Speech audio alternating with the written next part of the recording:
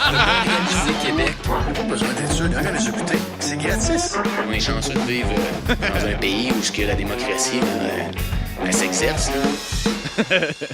Allez, Oui, ça brasse à Gatineau, Jean-Philippe, pas juste à cause de la conseillère municipale qui pense que la Terre est plate. Je pense plutôt au gars qui s'est battu contre 4 matamors qui voulaient lui voler son pote. I heard a frappe, a knock on the door. J'ai ouvert la porte. Il m'a battu tout de suite. 4 hommes avec le masque. J'ai saisi une, ripped it off. J'ai vu la face. 4 hommes noirs. J'ai battu avec les 4 hommes pour 30 secondes, 45 secondes maximum. Je crie, boum, boum, boum, 911, 911. Après, les 4 hommes, ils ont disparu. They run. On est quand même à un autre niveau de franglais. Je suis pas sûr que j'ai compris, pour être bien honnête. C'est en Outaouais, hein, ce monsieur-là? Il y a juste en Outaouais que les gens parlent comme ça. Il y a les millénarios aussi qui parlent comme ça. Ceux que vous... les maudits paresseux qui se prennent pour le nombril du monde, comme vous diriez, Patrick. Non. Lâchez-le. Ben ouais, mais c'est parce que je vais montrer des photos en même temps. Il faut se concentrer, Jean-Philippe. Oh! Olivier est en colère! Mon Dieu, que j'ai hâte de quitter la soirée l'année prochaine. Continue. Grosse controverse, sinon, cette semaine sur Twitter, alors que Mario Dumont publiait une photo d'une piste cyclable déneigée à côté d'un trottoir pas déneigé pour montrer le contraste. Là, on s'entend pour dire que ça n'a pas d'allure que nos trottoirs ne soient pas déneigés. Je suis moi-même pété le coude sur la glace cette semaine en courant après un écureuil qui essayait de voler mes vidanges. Donc, oui, c'est gênant que nos trottoirs soient si mal entretenus, mais moi, c'est toujours les conclusions que tire Mario Dumont de ces histoires-là que je trouve étonnantes. C'est plus du gros bon sens. On n'est plus dans ce que j'appellerais le sens pratique de faut gérer notre ville. Ouais. Je sais que les gens des régions qui écoutent ça, ils se disent Montréal, là, tout. Les gens des régions sont découragés à regarder Montréal en disant ça va plus en dessous du capot, là, tu sais. Mais le vélo est une idéologie forte, puissante. Je disais un lobby avant, mais c'est plus que... C'est dépasser un lobby. C'est une idéologie sans limite, là, tu sais. Oui, le puissant lobby de la bicyclette qui tire les ficelles de la ville. Je sais qu'il y a des gens qui nous écoutent en ce moment puis qui se disent Mario Dumont, tout. Mais faut regarder... Bravo, Olivier. Faut regarder les choses en face. C'est une idéologie tellement puissante qu'elle a réussi à faire déneiger environ 250 km de pistes cyclables protégées avant les 6600 km de trottoirs, mais quand même pas avant les 4000 km de rue. Donc, si l'idéologie de la bicyclette est sans limite, l'idéologie de l'automobile doit être encore plus sans limite. Et ça fait pas beaucoup de limites, ça, si vous faites le calcul. Sinon, Lise Ravary a beaucoup fait réagir avec une chronique dans le Journal de Montréal où elle dénonçait la communauté musulmane qui trouve que la peine d'Alexandre Bissonnette est trop clémente. Madame Ravary a écrit avoir reçu cette réaction comme un coup de poing dans l'estomac parce que ça lui donne l'impression que cette communauté-là ne veut pas collaborer avec la société québécoise.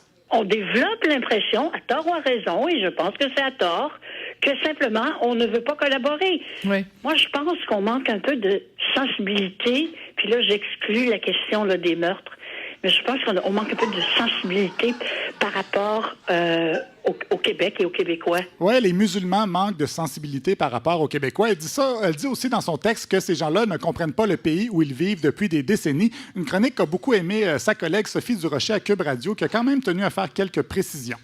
Ce dont on parle très, très, très spécifiquement, c'est la réaction de certaines personnes de la communauté musulmane et certaines personnes qui ont dit, de Québec, qui ont dit quand le verdict est sorti, 40 ans, qui ont dit ce n'est pas suffisant. Je pense qu'il y a même des gens qui ont dit, je pense par exemple à Adil Sharkawi qui a dit que c'était une peine islamophobe. Justement, elle dit, on parle très, très, très spécifiquement de certaines personnes. Tout ça, c'est basé sur la réaction à chaud de quelques victimes de l'attentat qui ont par la suite nuancé leurs propos. Leur réaction est celle d'Adil Sharkawi, un extrémiste qui en met toujours trop. Donc, si c'était vraiment parce que les Québécois ne comprennent pas le pays dans lequel ils vivent, il y aurait une méchante gang de Québécois qui ne comprennent pas non plus, parce que plusieurs ont trouvé la peine très clémente et les extrémistes ne sont pas tous musulmans. On n'a qu'à penser à Jeff Fillion qui aurait voulu, lui, une peine de 150 ans.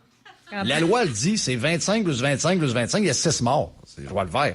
C'est assez facile à comprendre. 6 fois 25. C'est des maths, ça? Ça, c'est des maths. C'est-tu des maths? Ça, 6 fois 25, 150. Ça, c'est des maths. Ça maths. paraît des juges, des avocats qui étaient poches en maths pas comprendre ça. Pourquoi ils sont allés comme avocats, ces gars-là, souvent? Sauf les gars en finance, là. Sauf les gars qui sont dans les entreprises, pas tant de même, là, qui font du droit des affaires. Les autres, là, c'était beaucoup du monde poche en maths. Là. Oui, si le juge avait fait ses maths 5,36 Alexandre Bissonnette sera en prison pour 150 ans. C'est fou, pareil. Un autre qui a des problèmes en mathématiques ou en algèbre, c'est pas clair, c'est Marie Grégoire à Gravel-le-Matin. Et là, cette histoire-là a comme émergé. Puis là, on se dit, mon Dieu, tu sais, A plus B est égal à C. A plus B est égal à C. L'invitez-le pas à des chiffres et des lettres, Jean-Philippe. Sinon, la semaine dernière, Bernard Drinville, lui, avait aussi commis un petit lapsus en parlant du port des signes religieux.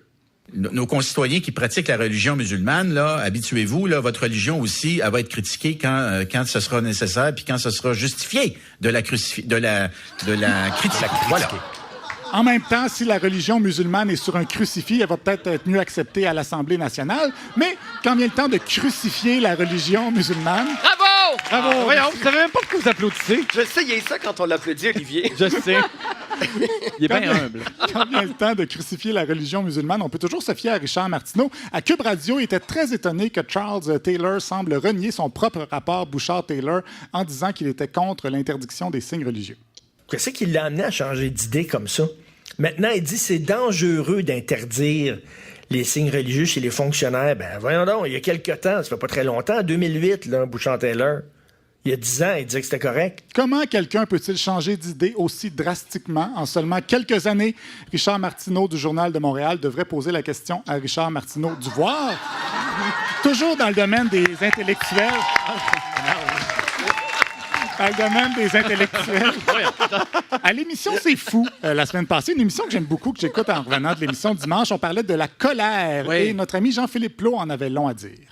Un des auteurs qui met peut-être le mieux le doigt sur notre rapport actuel à la colère, c'est le philosophe Peter Sloterdijk dans son livre « Colère et temps ». Il rappelle que l'humain est guidé par des affects érotiques, jouissance, possession, mais également par des affects thymotiques, dont la fierté et la colère. Et selon lui, on a fini au fil de l'histoire par connoter négativement et domestiquer, donc, culturellement, les affects thymotiques au détriment des affects érotiques. Et je vous rassure, si vous avez rien compris, Serge Bouchard non plus. Pour une rare fois, vous m'avez égaré. Je ne sais pas ce que vous avez dit. Qu'est-ce que vous avez dit, dit-il? On ne sait pas trop, mais je vous invite quand même à écouter la suite de C'est fou la colère dimanche, tout juste après C'est fou les pénis, la chronique de Jean-Sébastien. Les deux, genre, il y a un petit clash entre nos deux émissions. Malade! Et parlant de colère... Un qui a l'affect thymotique assez dans le tapis, c'est Dominique Champagne. Après avoir comparé la lutte au changement climatique à la lutte au fascisme, il a comparé cette semaine à l'exploitation du... Il a comparé cette semaine l'exploitation du pétrole à l'esclavage. Les Américains ont fondé leur prospérité industrielle au départ en utilisant comme source d'énergie les Noirs africains. Et ça a provoqué une crise morale importante. Aujourd'hui, l'utilisation du pétrole est aussi immorale que l'utilisation de l'énergie des Noirs africains, autant du coton et des grands champs. Et là. Pas ça, je dirais là. Il devrait savoir que les metteurs en scène puis l'esclavage, ça fait pas bon ménage. Ça, c'était au FM 93, à l'émission de Myriam Segal et Luc Lavoie. Et vous savez que Luc Lavoie a une petite tendance à rire des gens qui s'inquiètent du climat. Ben, on va lui donner ça quand même. Il s'assume. Il a ri en pleine face, comme lorsque Dominique Champagne s'inquiète de la surpopulation. Moi, j'ai mis 3 enfants au monde et je me posais la question. Et je pense qu'aujourd'hui, la question se pose. Il ne s'agit pas de railler. Ces inquiétudes-là, elles sont fondées, elles sont réelles. Mais c'est pas... LOL, on n'aura plus de bouffe pour nourrir nos enfants. Même chose quand M. Champagne demande d'arrêter de nourrir le cynisme en disant que ça ne sert à rien de poser des petits gestes quand la Chine et l'Inde, eux, polluent à tour de bras. Moi, je suis père de 3 enfants et je ne peux pas dire à mes fils j'ai rien fait, j'aurais rien fait parce que la Chine, parce que l'Inde, parce que certains animateurs de radio ont nourri le cynisme. Moi, je me tiens debout devant ça et je fais tous mes efforts à chaque jour pour faire en sorte que... Sachez que le monde n'est grand qu'à genoux. Oui, le monde n'est grand qu'à genoux. C'est une citation de Napoléon Bonaparte. Alors, on note que Luc Lavoie pogne de Geneviève Waterloo. Mais est-ce qu'il était dans son auto quand il a fait ça? Je sais Dominique pas. Champagne, sûrement pas. Non, il doit être en vélo. N'empêche, merci Olivier. Merci énormément. Merci à tout le monde. On s'en va aux nouvelles. On remercie Pat Lagacé d'être passé nous voir. Merci de nous voir. On regarde évidemment 2 hommes en or. On regarde